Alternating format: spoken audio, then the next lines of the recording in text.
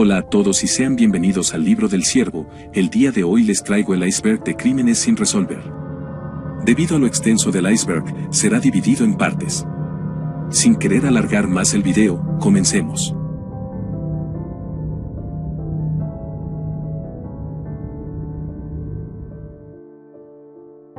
Ataque incendiario en el Salón Upstairs. El incendio del Upstairs Lounge ocurrió el 24 de junio de 1973 en Nueva Orleans, Luisiana, y fue uno de los incidentes de violencia más mortíferos contra la comunidad LGBTQ en la historia de Estados Unidos en ese momento. La tragedia ocurrió en un bar llamado Upstairs Lounge ubicado en el barrio francés. La noche del incendio, el salón albergaba una redada de cerveza el domingo y era un lugar de reunión para la comunidad LGBTQ local. Trágicamente, un pirómano prendió fuego al edificio, lo que provocó un incendio rápido y devastador. El incendio se cobró la vida de 32 personas y muchas otras resultaron heridas. La respuesta al incendio estuvo marcada por el contexto social y cultural de la época. La comunidad LGBTQ enfrentó discriminación y la tragedia no recibió el mismo nivel de atención y simpatía que otros desastres. La falta de una investigación exhaustiva y la mínima cobertura mediática aumentaron el dolor y la frustración de la comunidad LGBTQ. Crímenes de Gatton. Los crímenes de Gatton se refieren a un notorio crimen sin resolver que ocurrió en Gatton, Queensland, Australia, en 1898. En la noche del 26 de diciembre de 1898, tres hermanos, Michael, Nora y Alan Murphy, le quitaron la vida brutalmente mientras regresaban a casa después de un baile. Los hermanos habían asistido a un evento de baile local y estaban de regreso a su granja, pero nunca llegaron a casa. Sus cuerpos fueron descubiertos a la mañana siguiente. Michael y Alan Murphy fueron encontrados sin vida cerca de un arroyo y el cuerpo de Nora fue descubierto a poca distancia en un prado. Las circunstancias que rodearon los crímenes de Gatton fueron particularmente espantosas, con evidencia de violencia y agresión sexual. El caso atrajo mucha atención y especulaciones, pero el criminal nunca fue identificado definitivamente y el crimen sigue siendo uno de los misterios sin resolver más duraderos de Australia. A lo largo de los años se han propuesto numerosas teorías y sospechosos, y la falta de una resolución ha alimentado el interés público y la especulación. Movladi Baisarov. Movladi Baisarov fue un comandante militar checheno y una figura destacada durante los conflictos en Chechenia. Estuvo asociado con varios grupos armados y desempeñó un papel en los complejos y tumultuosos acontecimientos de la región. Baisarov inicialmente luchó contra las fuerzas rusas durante la Primera Guerra Chechena. Más tarde, cambió de bando y se alineó con el gobierno de Chechenia respaldado por Moscú durante la Segunda Guerra Chechena. Las cambiantes lealtades de Baisarov reflejaron la naturaleza compleja y faccional del conflicto. En 2006, Movladi Baisarov le quitaron la vida en Moscú en un incidente controvertido y muy publicitado. Le quitaron la vida a tiros en un enfrentamiento con las fuerzas de seguridad rusas. Las circunstancias que rodearon su caso fueron objeto de mucha especulación y controversia, y algunos sugirieron que podría haber sido una ejecución extrajudicial. Los detalles de su vida y fallecimiento están entrelazados con la compleja y turbulenta historia de los conflictos en Chechenia, y las opiniones sobre él pueden variar según la perspectiva de cada uno sobre la situación geopolítica más amplia de la región. Estrangulador y 70. El Estrangulador y 70 es el apodo de un criminal en serie no identificado que le quitó la vida al menos a 12 jóvenes y hombres en el medio oeste de Estados Unidos entre 1980 y 1990. Todas las víctimas se descubrieron en áreas a lo largo de la Interestatal 70. El criminal elegiría como víctimas a niños y adolescentes, a quienes conocía en populares bares LGTB y otros establecimientos similares en un radio de 4 cuadras. Todas las víctimas fueron encontradas posteriormente desnudas o parcialmente vestidas cerca de la Interestatal 70, a menudo arrojadas a ríos, arroyos y zanjas en zonas rurales. Cada uno había sido estrangulado hasta quedar sin vida. Crímenes de Ziegler Furniture Store. Los crímenes de Ziegler Furniture Store se refieren a un crimen brutal ocurrido el 24 de diciembre de 1975 en Winter Garden, Florida. William Thomas Ziegler, propietario de Ziegler Furniture Store, fue acusado y posteriormente condenado por quitarle la vida a su esposa, Eunice Ziegler, sus padres, Perry y Virginia Edwards, y Charles Mays, un empleado. La noche de los crímenes, William Ziegler afirmó que los crímenes ocurrieron durante un robo. Denunció que él y su suegro fueron atacados por desconocidos que dispararon y le quitaron la vida a las víctimas. Ziegler, que sobrevivió a las heridas de bala, mantuvo su inocencia y afirmó que fue víctima de una trampa. A pesar de sus afirmaciones, Ziegler fue arrestado y posteriormente condenado por los crímenes. Recibió la pena de muerte, pero posteriormente su sentencia fue conmutada por cadena perpetua sin libertad condicional. El caso Ziegler ha sido controvertido y sus partidarios argumentan que hubo fallas en la investigación y que Ziegler no recibió un juicio justo. A lo largo de los años, Ziegler ha tratado de revocar su condena, presentando nuevas pruebas y planteando dudas sobre el caso de la fiscalía. Charlie Cortar. Charlie Cortar es el apodo que se le da a un criminal en serie no identificado que cometió una serie de horripilantes crímenes en la ciudad de Nueva York a principios de los años 1970. El sujeto tenía como objetivo jóvenes afroamericanos e hispanos. Los crímenes tuvieron lugar entre 1972 y 1974, y las víctimas eran todos niños de entre 8 y 10 años. El agresor recibió el sobrenombre de Charlie Cortar debido a la brutalidad involucrada en los crímenes, incluido el desmembramiento. La verdadera identidad del criminal de Charlie Cortar nunca se determinó de manera concluyente y el caso sigue sin resolverse. Hubo varios sospechosos a lo largo de los años, pero nadie fue acusado ni condenado en relación con estos horribles crímenes. Crímenes en el hospital de Ann Arbor. Los crímenes del hospital Ann Arbor fueron los crímenes de 10 pacientes por administración no autorizada en su intravenosa. La opinión pública se opuso al procesamiento de las enfermeras basándose en que solo podían haber tenido los motivos más triviales posibles para conspirar para cometer delitos tan graves, y el caso se desestimó después de que se ordenó un nuevo juicio. Las enfermeras Filipina Narciso y Leonora Pérez fueron acusadas de crimen por conspiración y envenenamiento sobre los casos, pero condenadas únicamente por los cargos en la investigación del FBI en 1975. Incendio del Holiday Inn en 1978. El incendio del Holiday Inn de 1978 se produjo en un Holiday Inn Hotel en Estados Unidos, el 26 de noviembre de 1978. La Asociación Nacional de Protección contra Incendios y el Centro de Investigación de Incendios consideraron que el incendio era lo suficientemente notable como para documentarlo en sus publicaciones de 1979. Al final, 10 personas perdieron la vida y 34 resultaron heridas, 7 de las víctimas mortales eran ciudadanos canadienses. A principios de 2011, la policía inició la investigación más intensiva sobre el incendio en los 30 años anteriores. El 26 de noviembre de 2014, la policía anunció que había identificado a un sospechoso por primera vez, 36 años después del incendio. En 2018, se informó que la investigación se había reducido a 2 sospechosos, pero que la investigación se había estancado debido a desacuerdos entre la policía de Grecia y el condado de Monroe fiscal de distrito sobre qué sospechoso es responsable y sobre las pruebas de incendio provocado. El fantasma de la autopista. El fantasma de la autopista se refiere a un criminal en serie no identificado que cometió una serie de crímenes en Washington durante la década de 1970. Los crímenes ocurrieron entre abril de 1971 y septiembre de 1972 y las víctimas eran jóvenes afroamericanas de entre 10 y 18 años.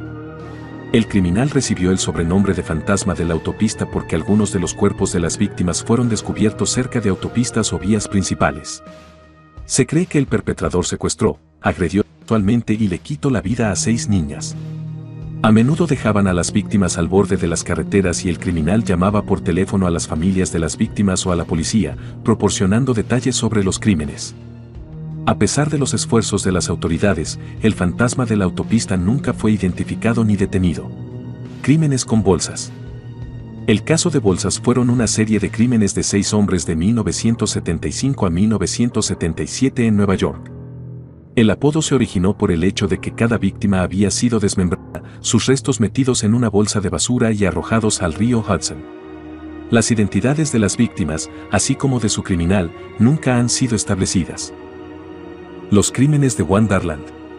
Los crímenes de Wonderland se refieren a un brutal e infame homicidio múltiple que tuvo lugar en el barrio de Laurel Canyon de Los Ángeles en 1981. Las víctimas estaban asociadas con el tráfico de sustancias ilícitas de Los Ángeles y el crimen a menudo está vinculado al crimen organizado y a conflictos relacionados con las sustancias ilícitas durante ese periodo. Los principales sospechosos de los crímenes de Wonderland estaban asociados con un grupo de criminales conocido como la Pandilla de Wonderland. El 1 de julio de 1981, 4 miembros de este grupo les quitaron la vida brutalmente a golpes con objetos contundentes, posiblemente tubos de metal, en una casa de Wonderland Avenue. Las víctimas fueron Ron Lonius, Billy DeVarell, Joe Miller y Barbara Richardson.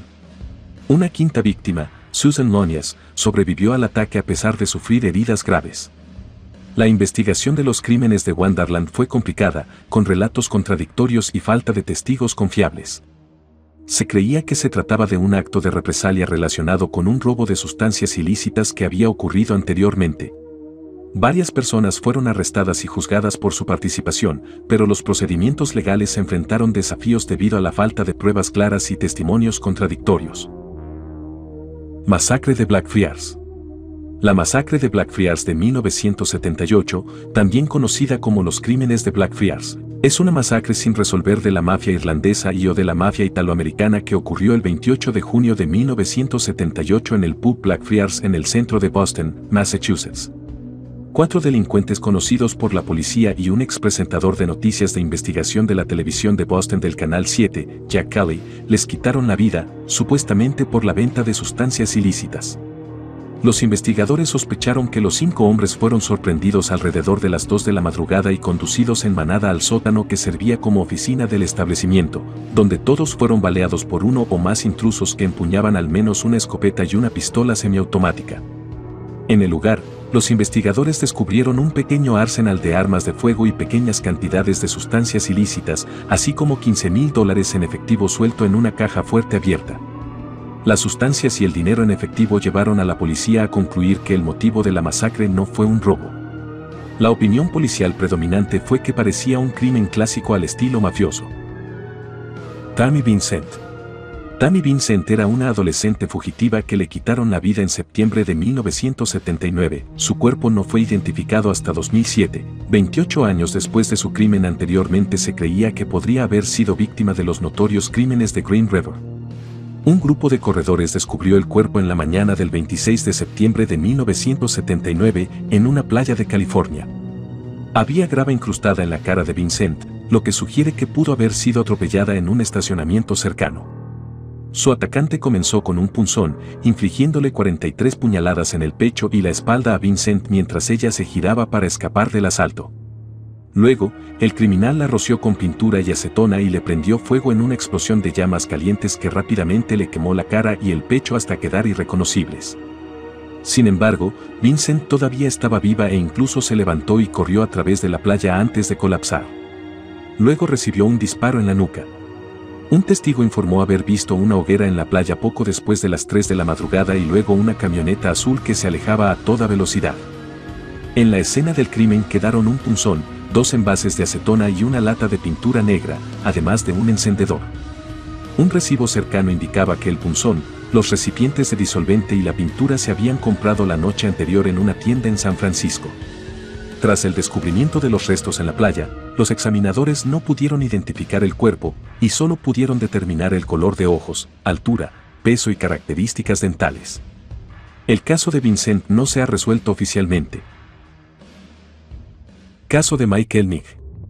Michael Nigg era un aspirante actor que trabajaba como camarero en un restaurante de Beverly Hills. Le quitaron la vida a tiros durante un aparente intento de robo en Hollywood. Posteriormente, el Departamento de Policía de Los Ángeles arrestó a 3 sospechosos, pero pronto los liberó por falta de pruebas. Nunca se ha identificado a ningún otro sospechoso y el crimen sigue sin resolverse. El caso atrajo cierta cobertura mediática en ese momento, porque Nigg había trabajado anteriormente en el restaurante Mesaluna en Brentwood, donde se había hecho amigo de Ronald Goldman. Casi 15 meses antes, Goldman y Nicole Brown Simpson habían sido encontrados sin vida en su casa cerca del restaurante. El exmarido de Simpson, la exestrella del fútbol americano O.J. Simpson, había sido acusado de los crímenes y su muy publicitado juicio había llegado a los argumentos finales. Simpson, quien constantemente ha profesado su inocencia en los crímenes de Brown y Goldman, fue absuelto de los cargos de crimen casi un mes después del caso de Nigg. Teorías alternativas de los crímenes, supuestamente compartidas por Simpson, han sugerido que estaban relacionados con el tráfico de sustancias ilícitas en el área de Los Ángeles y que Nick también lo estaba. Al parecer, Nick vivía muy bien para ser camarero, y hubo algunas acusaciones de que él también había estado involucrado en el tráfico de sustancias ilícitas mientras trabajaba antes en la sucursal de Mesaluna en Colorado. También se ha observado que Nick y Goldman no fueron los únicos camareros de Mesaluna que fueron víctimas de actividades delictivas a mediados de los años 90. Los casos de Margaret y Seana Tapp. Los casos de Margaret Tapp y Shauna Tapp, a veces denominados simplemente los crímenes de Tapp, son crímenes sin resolver que ocurrieron el 7 de agosto de 1984. Los crímenes han sido descritos como uno de los casos de asesinato sin resolver más notorios de la historia de Australia. Margaret Christine Tapp, una enfermera de 35 años que estudiaba Derecho, y su hija de 9 años, Shauna Tapp, vivieron en Ferntree Gully, Victoria, Australia. A última hora del 6 de agosto o principios del 7 de agosto de 1984, uno o varios agresores desconocidos entraron en la casa, las golpearon y luego las estrangularon hasta quitarles la vida con un trozo de cuerda. Los cuerpos de las víctimas fueron encontrados en sus camas en ropa de dormir al día siguiente. Seana había sido violentada antes de su crimen. El caso fue investigado pero rápidamente quedó congelado. Como no había signos de entrada forzada y las víctimas fueron atacadas en sus camas, probablemente conocían a los perpetradores y conocían la cerradura rota de la puerta trasera. Posteriormente, varios sospechosos fueron eliminados mediante análisis de ADN, aunque las complicaciones en 2008 relacionadas con la contaminación de las muestras recuperadas de la escena del crimen han arrojado dudas sobre la eliminación anterior de algunos sospechosos de la investigación policial. Debra Jackson. Debra Louise Jackson, conocida informalmente como Calcetines Naranjas cuando no estaba identificada, fue una víctima de crimen estadounidense que permaneció sin identificar durante casi 40 años antes de ser identificada mediante una coincidencia de ADN con su hermana sobreviviente en 2019. Se cree que su crimen tuvo lugar el 30 o 31 de octubre de 1979 en Georgetown, Texas. Su cuerpo fue encontrado desnudo, a excepción del par de calcetines naranjas de los que se deriva el apodo. La habían estrangulado y se creía que había perdido la vida solo unas horas antes del descubrimiento. Henry Lee Lucas confesó y fue declarado culpable de su crimen. Aunque han surgido dudas sobre su complicidad en este crimen, la condena de Lucas no fue revocada. Hay pruebas sólidas de que Lucas estaba en Florida cuando Jackson perdió la vida. Riet Hurbertson. Riet Hurbertson era una mujer joven cuyo cuerpo fue encontrado en Los Ángeles en 1969. Su crimen permaneció sin resolverse durante décadas hasta que hubo avances en el caso. Riet Hurbertson, una canadiense, había sido denunciada como desaparecida por su familia en 1969. Su cuerpo fue descubierto el 16 de noviembre de 1969 en una densa maleza frente a Mulholland Drive. La habían apuñalado varias veces. En ese momento, su identidad seguía siendo desconocida y el caso quedó archivado. En 2015, hubo un gran avance en la investigación cuando se confirmó su identidad mediante pruebas de ADN. Su familia no había sabido su destino durante décadas hasta que se enteraron del descubrimiento. A pesar de la identificación, las circunstancias que rodearon su crimen y la persona responsable de su caso seguían sin estar claras. Criminal infantil del condado de Oakland. El caso de niños del condado de Oakland se refiere a un criminal en serie no identificado que se cree que es responsable de una serie de casos de niños en el condado de Oakland, Michigan, a finales de la década de 1970. Todas las víctimas eran infantes y el caso sigue siendo uno de los crímenes sin resolver más notorios en la historia de Michigan. Entre 1976 y 1977, 4 infantes fueron secuestrados y le quitaron la vida en el condado de Oakland. Los cuerpos de las víctimas fueron descubiertos en varios lugares y los casos se vincularon debido a similitudes en las circunstancias que rodearon los secuestros y asesinatos. El autor desconocido pasó a ser conocido como el criminal de niños del condado de Oakland. A lo largo de los años se han propuesto varias teorías y sospechosos, pero ninguno ha sido vinculado definitivamente con los crímenes. Joseph Alon. El coronel Joseph Alon fue un agregado militar israelí que sirvió en Washington.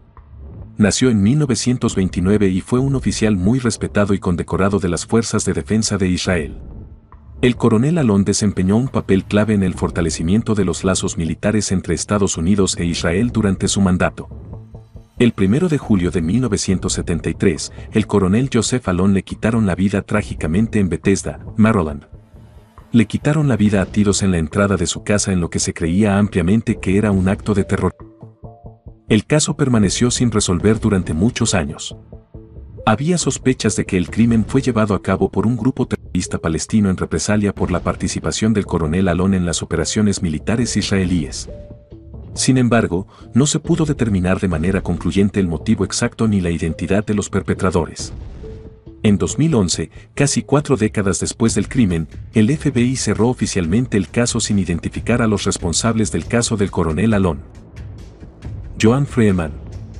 Joan Freeman era una mujer trabajadora de 22 años que trabajaba horas extras el sábado 31 de agosto de 1968 en su trabajo de secretaria para la firma farmacéutica, internacionalmente conocida Hoffman Roche.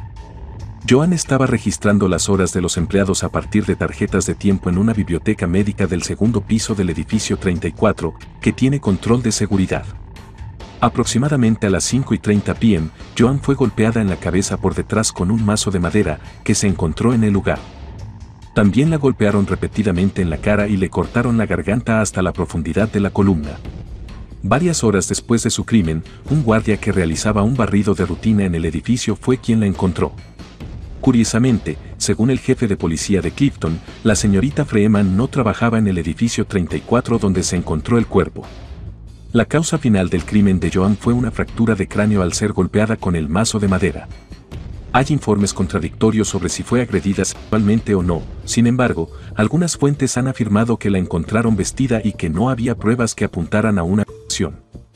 Durante las siguientes semanas, los detectives entrevistaron y realizaron verificaciones de antecedentes de más de 300 personas, incluidos todos los guardias que estaban de servicio ese día. Decenas de personas se sometieron a pruebas de polígrafo, pero la policía se negó a decir si tenían un sospechoso. Debido al acceso restringido al campus, los detectives estaban seguros de que fue un compañero de trabajo quien cometió el crimen. El mazo de madera no dejó huellas dactilares y el arma utilizada para degollarla nunca fue encontrada. Triple crimen de Waltham de 2011. El triple crimen de Waltham de 2011 se refiere a un crimen espantoso que ocurrió en Waltham, Massachusetts, en septiembre de 2011. Las víctimas fueron Brandon Mass, Eric Wiseman y Raphael Tican. Los 3 hombres fueron encontrados sin vida en el apartamento de Mass el 12 de septiembre de 2011. A todos les cortaron el cuello con tanta fuerza que casi los decapitaron. Miles de dólares en sustancias ilícitas y dinero quedaron cubriendo sus cuerpos mutilados. En total, quedaron $5,000 en el apartamento. El fiscal del distrito local dijo que parecía que el criminal y las víctimas se conocían y que los crímenes no fueron aleatorios. Investigaciones posteriores generaron sospechas sobre la participación de Tamerlan Tsarnaev, uno de los atacantes del maratón de Boston. Sin embargo, en el momento de los crímenes de Waltham, el caso seguía sin resolverse. Tamerlan Tsarnaev perdió la vida en un enfrentamiento con las fuerzas del orden tras el atentado con bomba en el maratón de Boston en abril de 2013. Las autoridades dijeron que Tsarnaev y su hermano menor Dzhokhar Tsarnaev podrían haber sido responsables del triple crimen, que la evidencia forense los conectaba con la escena de los crímenes y que los registros de sus teléfonos celulares los ubicaban en el área. Joyce Malecki. Joyce era una oficinista estadounidense de 20 años de Maryland que trabajaba en una distribuidora de licores. Desapareció el 11 de noviembre de 1969 y fue encontrada sin vida 2 días después en el área de entrenamiento de Soldier Park en Fort Meade. El 11 de noviembre de 1969, Malecki fue de compras navideñas al centro comercial. Llevaba un suéter de cuello alto marrón y pantalones a cuadros, y tenía programada una cita con un novio estacionado en Fort Meade, pero nunca apareció. 2 días después de su desaparición, el cuerpo de Malecki fue descubierto parcialmente sumergido en la orilla del río Little Patuxent, en el área de entrenamiento Soldier Park de Fort Meade, por 2 cazadores que construían una persiana para ciervos. Fue encontrada con las manos atadas a la espalda y con rasguños y hematomas en el cuerpo, lo que indica que había forcejeado con su agresor. Una autopsia realizada indicó que la causa del crimen fue por asfixia o ahogamiento. Una única herida profunda de cuchillo encontrada en la garganta de Malecki fue insuficiente para causarle el fallecimiento. Tenía aproximadamente 15 cortes superficiales en el cuello y abrasiones en la frente, nariz y barbilla. Philip Testa. Philip Checkman Testa era un mafioso de Filadelfia que se desempeñaba como jefe de la familia criminal de Filadelfia. Testa ascendió en las filas de la mafia y se convirtió en el subjefe de la familia criminal de Filadelfia bajo el mando de Angelo Bruno. Tras el asesinato de Angelo Bruno en 1980, Philip Testa asumió el cargo de jefe. Sin embargo, su mandato como jefe duró poco. El 15 de marzo de 1981, Philip Testa perdió la vida cuando una bomba explotó debajo del porche de su casa en el sur de Filadelfia. Según los informes, la bomba fue colocada por facciones dentro de la familia criminal, incluidos individuos que competían por el poder. El caso de Testa marcó un periodo turbulento para la familia criminal de Filadelfia, con conflictos internos y luchas de poder que llevaron a más violencia. Apodado el Hombre Pollo debido a su participación en un negocio avícola, el crimen de Testa fue un acontecimiento importante en la historia del crimen organizado en Filadelfia. Caso de Molly Besh. Molly Besh era una joven estadounidense de 16 años de la zona rural del condado de Worcester, Massachusetts, que desapareció mientras trabajaba como salvavidas en su ciudad natal de Warren. Sus restos fueron encontrados 3 años después en el vecino condado de Hampton después de lo que se convirtió en la búsqueda más grande en la historia del estado. La policía cree que Besh fue víctima de un homicidio y varios sospechosos han sido identificados públicamente, pero el caso sigue sin resolverse oficialmente en 2023. Angelo Bruno. Angelo Bruno era un mafioso italoamericano y jefe durante mucho tiempo de la familia criminal de Filadelfia. Angelo Bruno asumió el liderazgo de la familia criminal de Filadelfia en la década de 1950 y ocupó el cargo durante más de 2 décadas. Conocido por su enfoque discreto y diplomático, Bruno fue considerado uno de los jefes de la mafia más influyentes y respetados de su época. El 21 de marzo de 1980, Angelo Bruno le quitaron la vida frente a su casa en el sur de Filadelfia. Su crimen, perpetrado con un disparo de escopeta en la nuca, fue un acontecimiento significativo en la historia de la mafia estadounidense. Se cree que el motivo del crimen de Bruno está relacionado con disputas internas dentro de la familia criminal de Filadelfia. Ataque a Ramble Inn. El ataque de Ramble Inn fue un tiroteo masivo en un pub rural el 2 de julio de 1976 cerca de Antrim, Irlanda del Norte. Se cree que fue llevado a cabo por la Fuerza de Voluntarios del Ulster, una organización paramilitar leal. En el ataque perdieron la vida 6 civiles y otros 3 resultaron heridos.